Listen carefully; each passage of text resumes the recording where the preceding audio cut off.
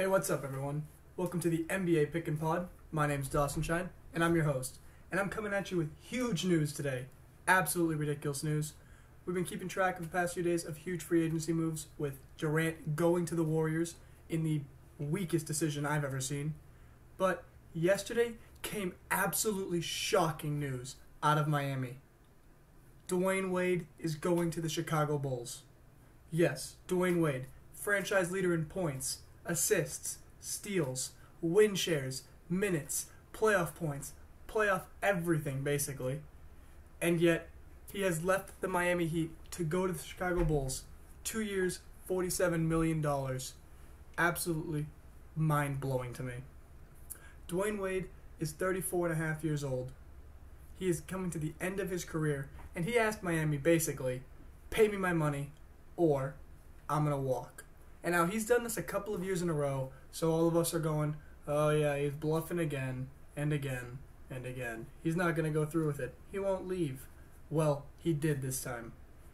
Miami called his bluff, offering him 2 years, $40 million, and he said, I want to be the highest paid player on the team, which would be Hassan Whiteside if he actually picked that 2 year, $40 million deal. But Dwyane Wade said, I don't want that. I want to be the most highly paid player on this roster for the first time in his career.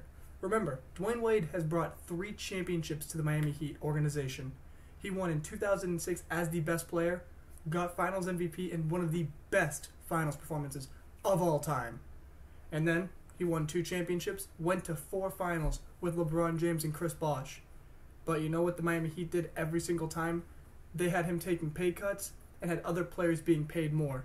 At one point in his career, Shawn Marion was making more than Dwyane Wade. That's not right. This man never got a max contract. Not once. So when he finally asks for one, you'd think the organization that's constantly preaching loyalty to the players, loyalty to the organization, loyalty this, loyalty that, you'd think they'd pay him, right? Well, no, they didn't. Because loyalty doesn't exist in the NBA. It doesn't. It's a tool used to make players sign cheaper contracts and do things teams want them to do for the sake of nothing except for an imaginary concept they've created. And they almost did it again to Dwyane Wade. It worked last year. It almost worked again this year, but he stepped up and said, I don't want that. I want to get paid what I've deserved to get paid for my work for the past 13 years in the NBA. So he's gone. He's going to be in a Chicago Bulls uniform next year, and let me tell you, that will be weird to look at. I don't even know what to do about that. And it's turning into a huge debacle. I'm honestly not surprised by it, to be honest. Pat Riley, GM of the Miami Heat, is known to be a pretty much hard-headed, this is my way, this is the way we're going to do it, and that's final. But, man, I think he screwed up huge this time. And the way he went about it, from what quotes are being said, is all wrong. It's even said that he had never called Dwyane Wade. Not once in this entire process.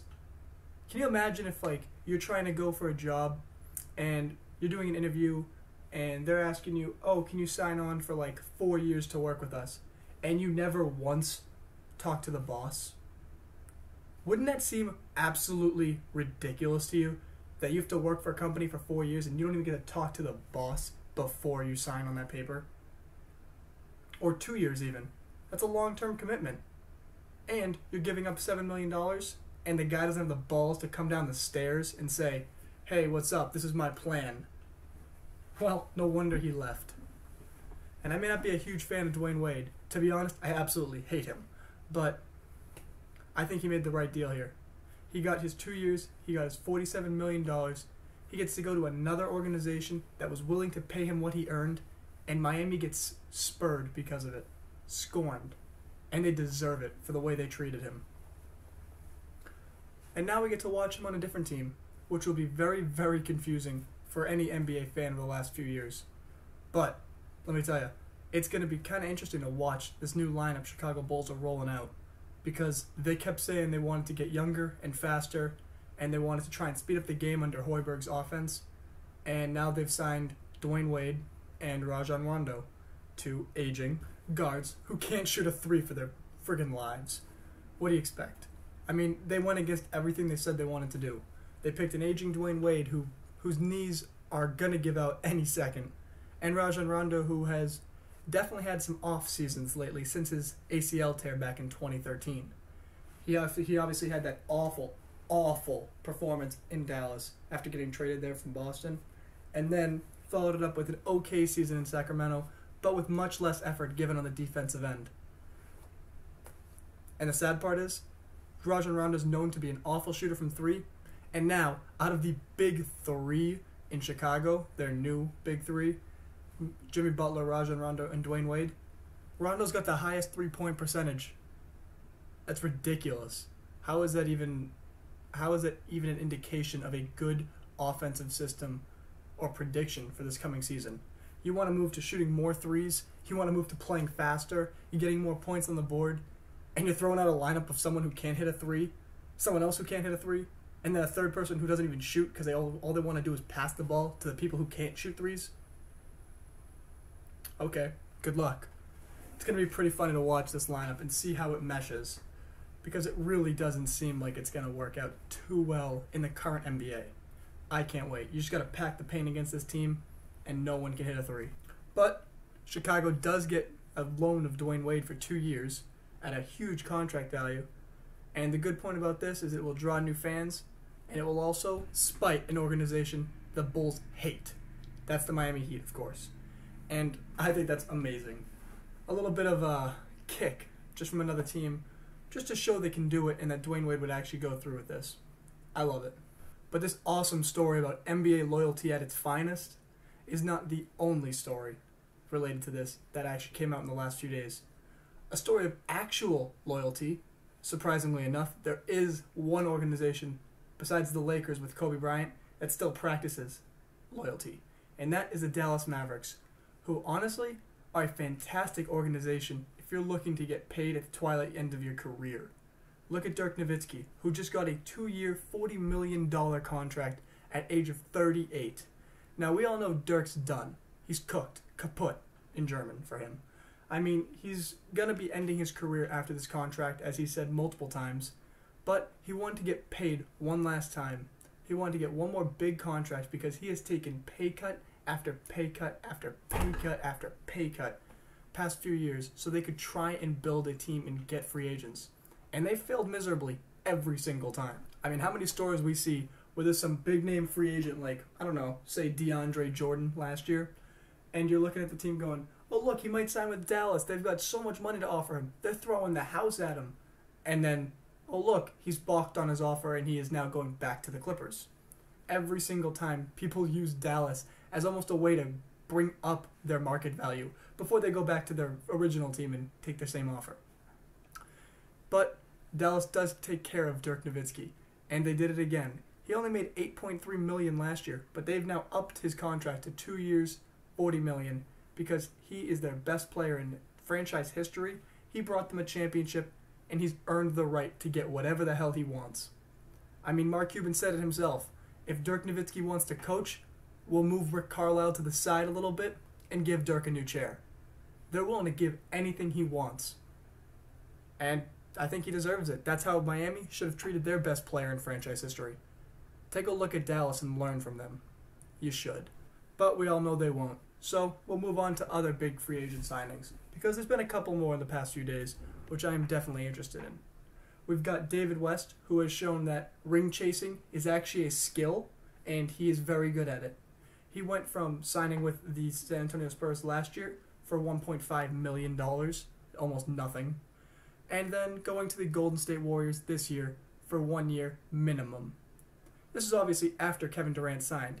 West must have looked around and said, oh look, free ring, and gone right to them.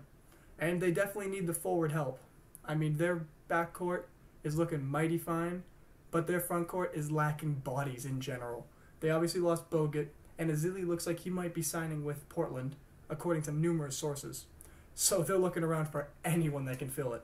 And obviously they signed Zaza Pachulia, but they're going to need some bodies off the bench, and David West is looking for a free ring. So there you go, a match made in heaven. Dude who doesn't want to get anything near his market value and actually wants just a ring. And that's great and all, but I still think it's kind of weak. Whatever. He's at the end of his career. He can do what he wants. Another player that needs to stay retired and that might sign with the minimum for Golden State is one splash grandfather, you might say. Ray Allen. Yes, Ray Allen, the guy who's been retired for 2 years, hit the huge three in the 2012-2013 finals against the San Antonio Spurs for the Heat after he went ring chasing from the Celtics. That guy that has said numerous times he's pretty much done playing but stays in shape. Yeah, he might come back to the Warriors of all teams. I mean, seriously, what team needs less three-point shooting more than the Warriors? But they might sign Ray Allen now because that boy, all he wants to do is chase rings. This entire team is made up of people who want to chase rings now. You got Zaza Pachulia signing for $2.9 million. You got David West signing for a minimum. And now Ray Allen might come back. Are you serious? The dude's 40. What the hell is he going to do on a basketball court? I'm sorry, it's like driving by a cone. You just kind of set him up in the corner and he'll just take some threes. And then you play 4-on-5 for defense. Seriously? I mean, the dude can't even play 20 minutes in a game without dying and having a heart attack. I don't care how good of shape he's in. He hasn't played in an NBA game in 2 years. And he wants to come back all of a sudden and play for the fastest paced offense in the league. The one that puts up the most shots and runs down the floor the most. That number one defense about to drop to number 30 at this rate. With all the players they're signing for vet minimums and that are all at the end of their careers.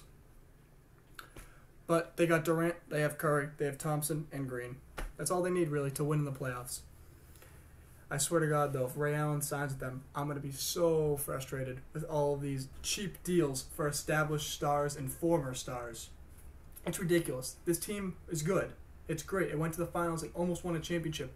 And now, all of a sudden, every player that's ever wanted a ring is just flocking to them and willing to give up millions upon millions of dollars just to win a free ring. And I think it ruins the league. It absolutely ruins it. I cannot be more serious about this. Because if there's only one good team in the West anymore, that great Western Conference that was competitive from top to bottom is now just an absolute waste. It's just number one and the rest. And in the Eastern Conference, you look around, second best team, no one really knows. Toronto, Boston, Knicks, Bulls maybe, or who knows? It might be one and the rest. And so now you have a great league where there is no parity, there is no competitiveness from the one seed and the rest of the teams, and it's going to be the same matchup in the finals for the third straight year. What a fantastic storyline for the league when they're trying to get smaller market teams more good players and allow them to keep those good players. It's so stupid. I don't want to watch an NBA where it's decided before I even turn the TV off. Or on, for that matter. Game tips off and it's like, oh, Warriors won 82 games straight. Yep, time for the playoffs. Oh look, they won all their games. Now it's time for the finals. They're facing the Cavs, who did the same thing. How interesting would that be if you know it's the same two teams that are going to make it to the finals and your team is basically fighting for the right to lose to them in the playoffs?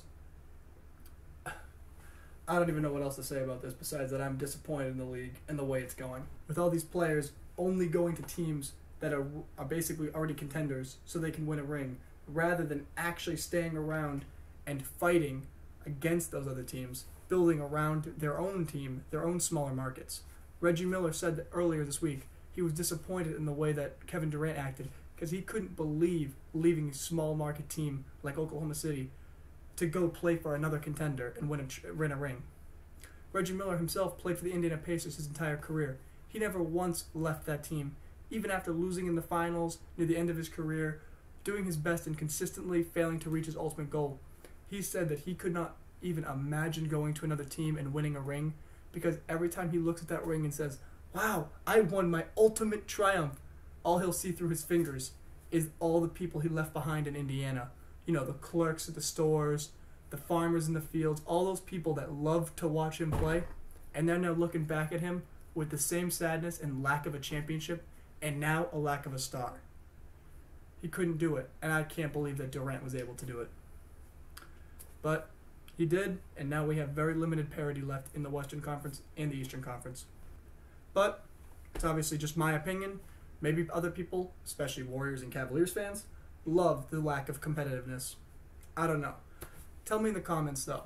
Am I right to be angry about this? Or am I wrong and this is actually the right way the league is heading? I'll make sure to read any comments and reply if necessary. Also, if you did like this video, like and subscribe. I'll be posting more and more as free agency continues. Might even have another one up tomorrow or even tonight. So stay tuned. Thanks for listening. Have a great day, everyone.